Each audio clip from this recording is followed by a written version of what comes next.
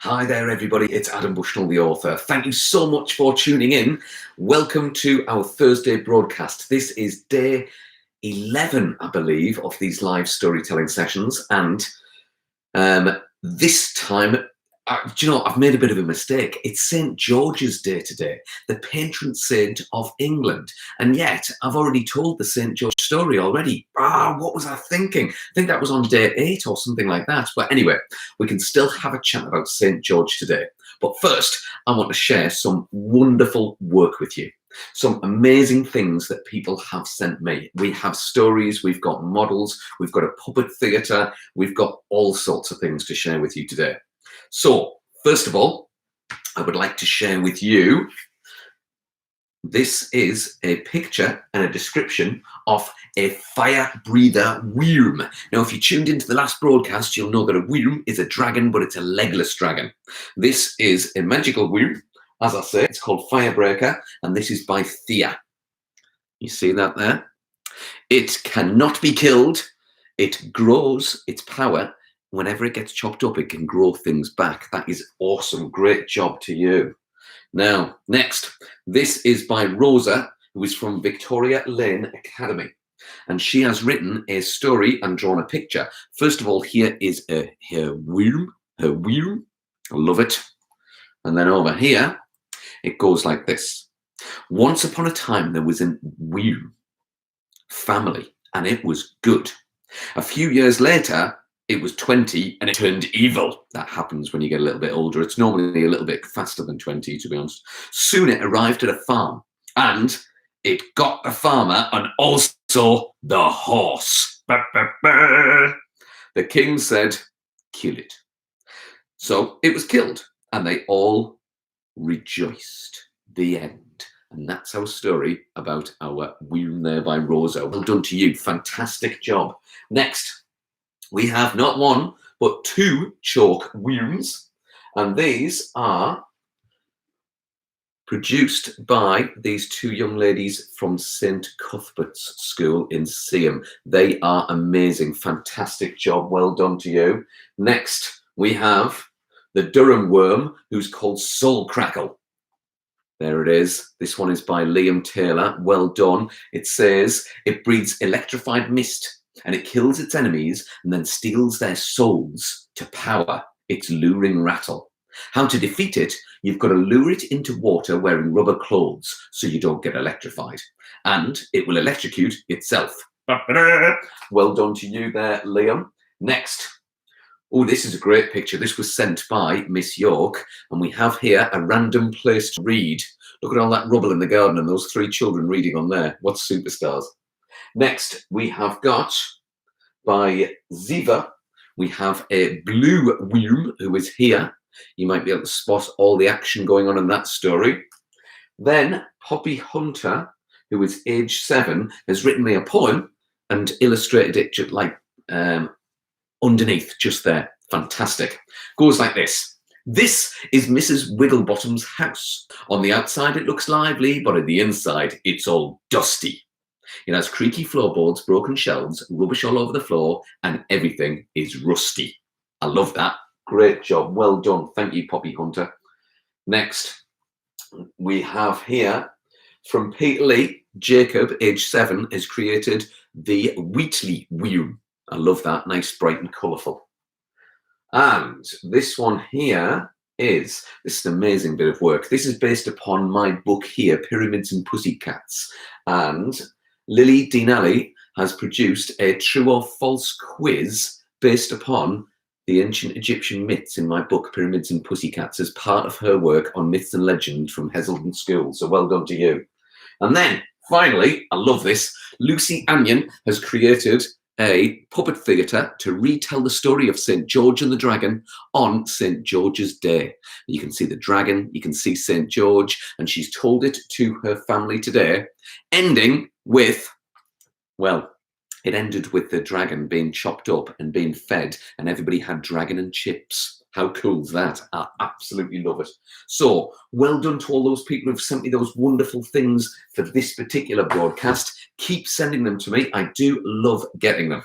Now, you might remember On our last storytelling broadcast, we had our wyrm, our legless dragon.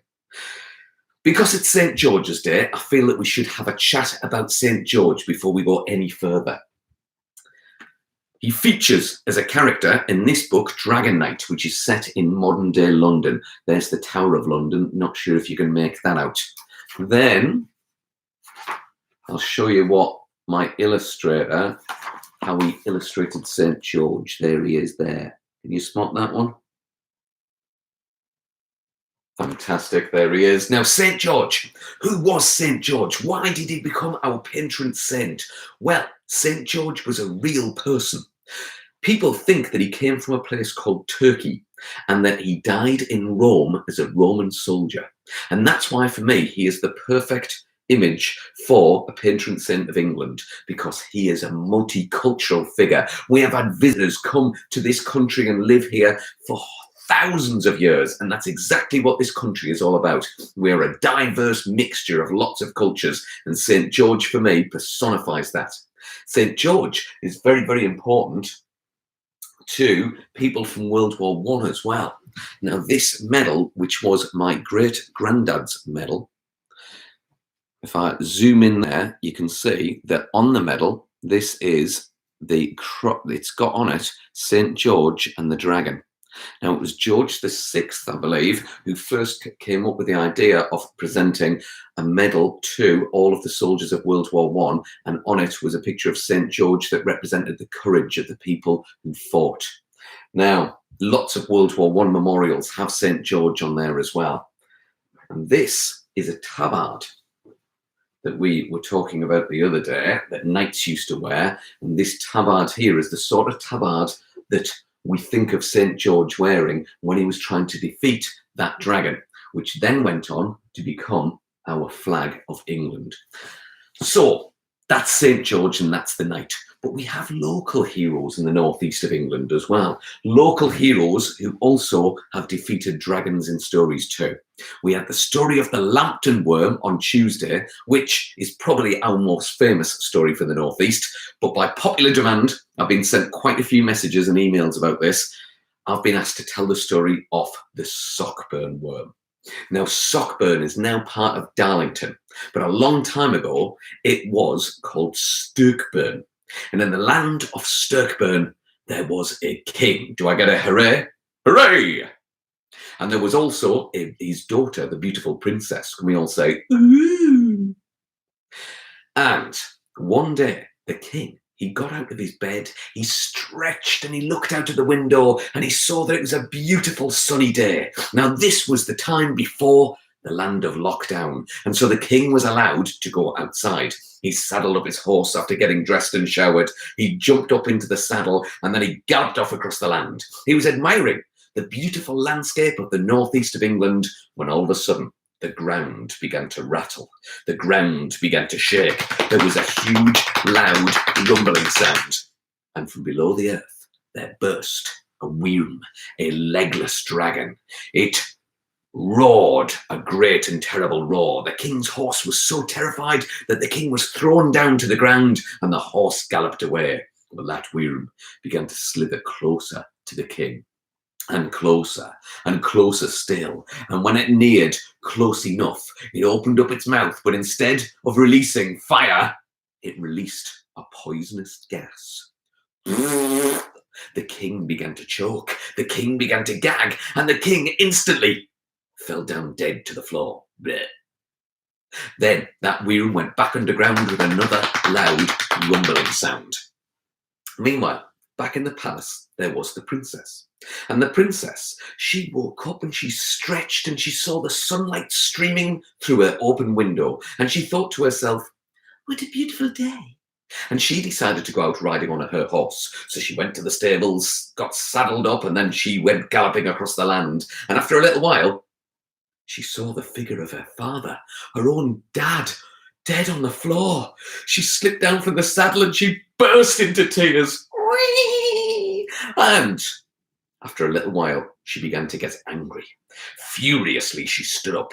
Angry, she stamped her foot on the ground. She knew this to be the work of a dragon. She knew that it must be a wyrm, like the one that they had in Lambton. And so she marched over to her horse. She galloped all the way over to the castle. And there she ordered for the knights to put on their armour, to gather their weapons, to get their horses and search for the wyrm. That's exactly what they did. They all went galloping across the land. And in no time at all, there was a great, loud, rumbling sound. From deep below the earth, there came that terrible wyrm. It roared its great big roar.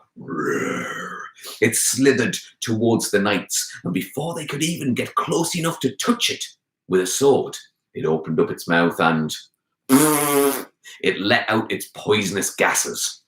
Each of the knights began to choke. Each of the knights began to gag, and each of the knights, one by one, fell down dead. Then the wyrm went back underground with another rumbling sound.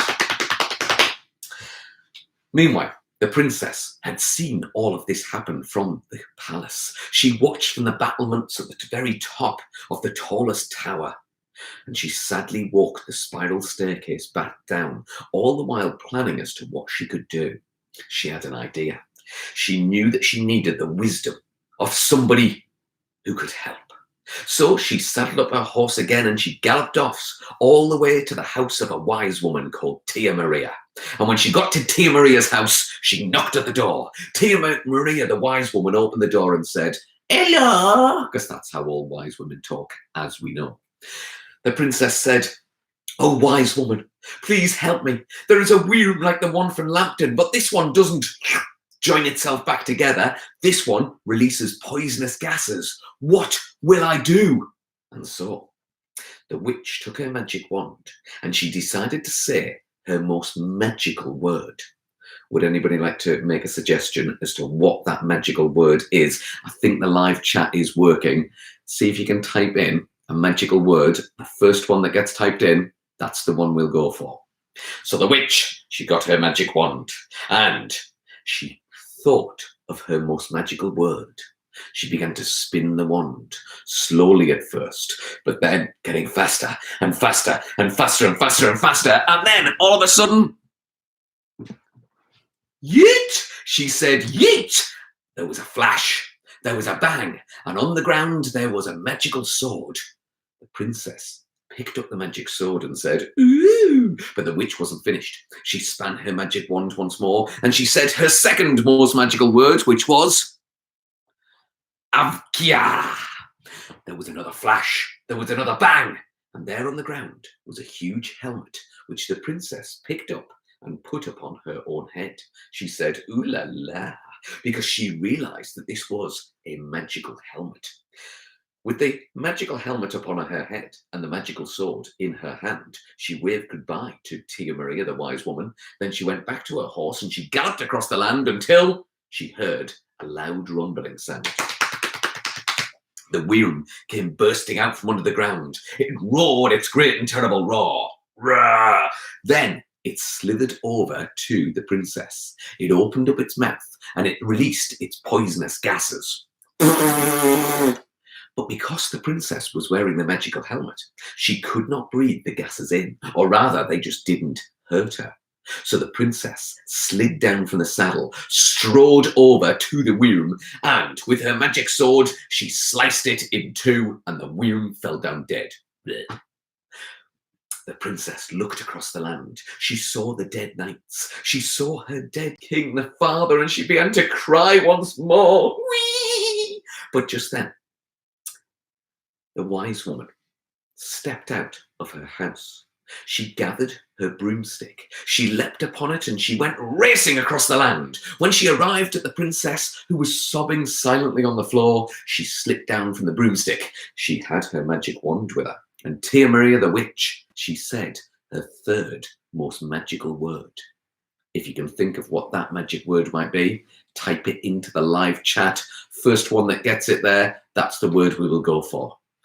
The witch, Tia Maria, that wise woman, began to spin her magic wand once more. She moved it faster and faster and faster and faster. And then she said her most magical word, which was, "It is Novichkalada." Thank you so much to Michelle Jopling for all your contributions to this story. It's worked marvellously. As soon as that magic word was said, then Tia Maria, the wise woman, watched as suddenly the king came back to life. Can we all get a hooray? The knights came back to life. Do we get a hooray? But the wyrm came back to life. Can we all say, uh-oh? And that wyrm, only now it had changed. It was now a good wyrm.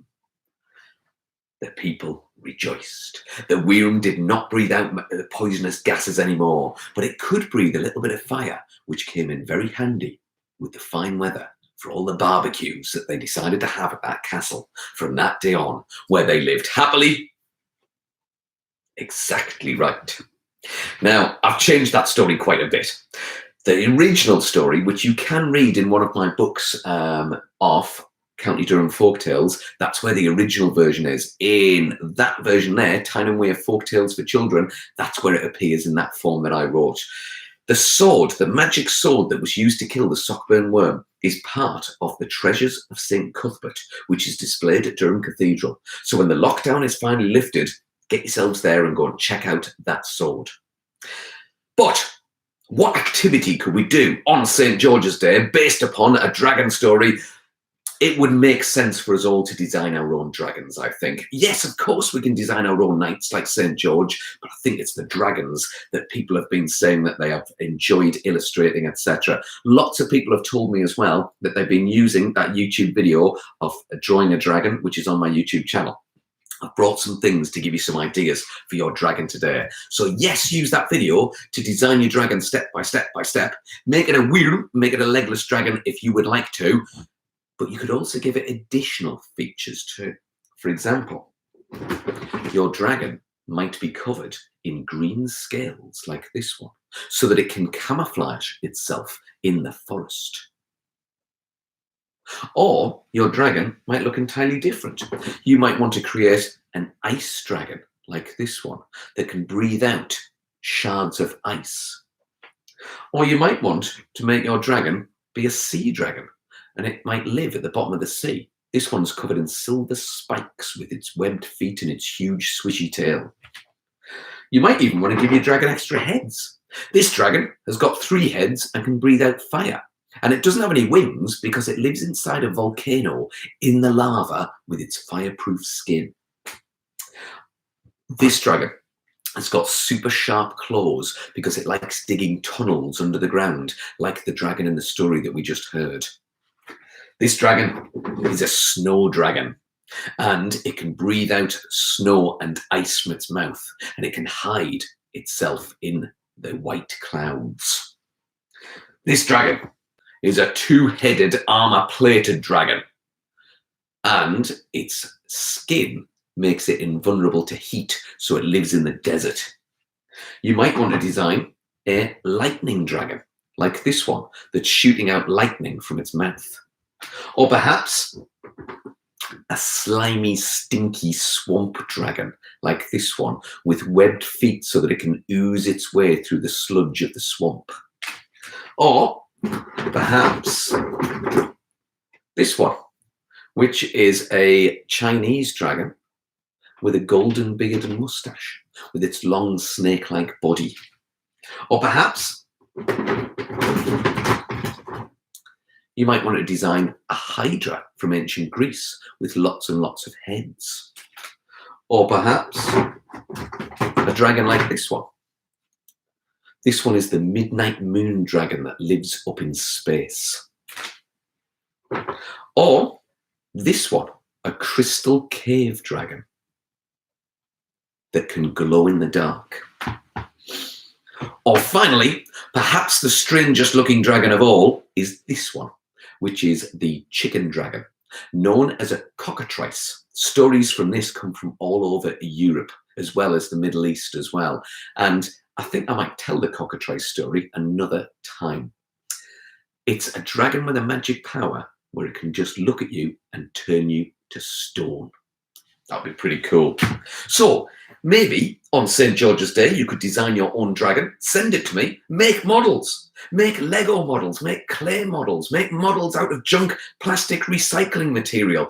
Do what you can to create your dragons, and then perhaps describe them or write stories about them. But whatever you do, send them to me, either through my website, or drop me an email, or instead you could get in touch via Twitter, Facebook, Instagram. Get in touch, send me your photos, send me your writing. I love to receive them. So thank you so much for those people that sent me the things this week. You've got plenty of time because the next broadcast is going to be Tuesday of next week. Don't feel sad about that though. A new chapter of Quests in Epica, chapter 8, will be uploaded tomorrow. Chapter 9 will be uploaded on Monday, and then we're back to our live broadcasting on Tuesday as well. I do have a few shout outs for you. If you do want to shout out, again, get in touch with me. Let me know. First of all, to Adam Wilkie, who is aged 8 years old from Shield Row Primary School. Hello to you. I hope you enjoyed that story. Next, to Lily from Heselden, who was reading one of my books yesterday, which I always love to hear. Thank you so much for that. Oh, we have a birthday. It's Jasmine's 7th birthday, who is from Oxclose School. Happy birthday to you. I hope you're having an amazing day, even though you're going to be spending it inside. I'm sure you're doing lots of fun things.